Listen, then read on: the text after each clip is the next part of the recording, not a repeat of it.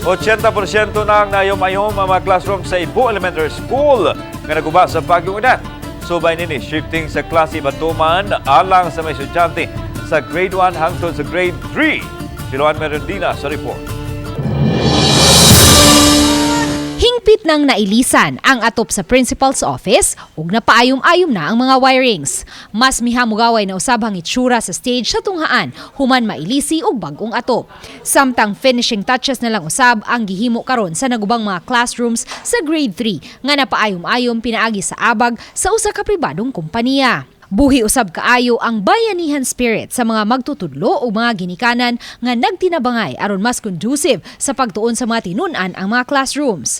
Apan ang duha ka classroom sa grade 6 nga mo'y nakasinati og grabing kadaot atol sa Bagyong Odette, hangtod karon wala pa napaayom-ayom. Kini ang usa sa duha ka mga classrooms dinhi sa Ibo Elementary School nga nahiagom og grabing kadaot atol sa Bagyong Odette. Kung inyo makita, nalangkat ang tibuok kisame niini ug nangaputol ang mga wirings. Butangan ng inahanglan og dako-dakong pondo aron mapaayom-ayom ug kuwangon ra kaayo ang MOOE sa tunghaan.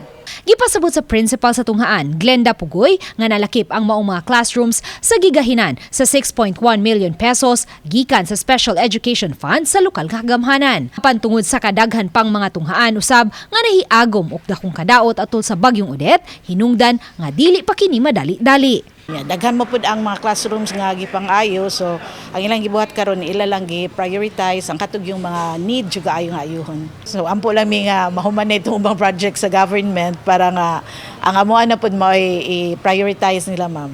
Dugang sa principal, may kakuwangan ng daan ang mga classroom sa Ibo Elementary School sa wa pa miigo ang Bagyong Odette. Busa sa pagbukas sa klase karong Agosto 29, magpatuman ang tunghaan og shifting sa klase sa mga tinun-an sa grade 1 ngadto sa grade 3. Marag mga tulo lang tato ka classrooms, then karon we are lacking 5 classrooms. Kay tungod ining duha ka classroom sa grade 6 nga dili na siya magamit. Grade 1 to grade 3 kay mubo raman ang klase sa grade 1 to grade 2. Yang grade 3 pwede ra pod siya nga ma-adjust. Ang 4, 5, 6 kay taas man gini ilahang klase. Matoy among gi-whole day na lang. Sa pagkakaroon, aduna nay 785 ka mga tinun-an gikan sa kinder ngadto sa grade 6 ang nakapa-enroll sa Ibo Elementary School. Uban ni Marlon Melgazo, Duan Merondina, Balitang Bisdak.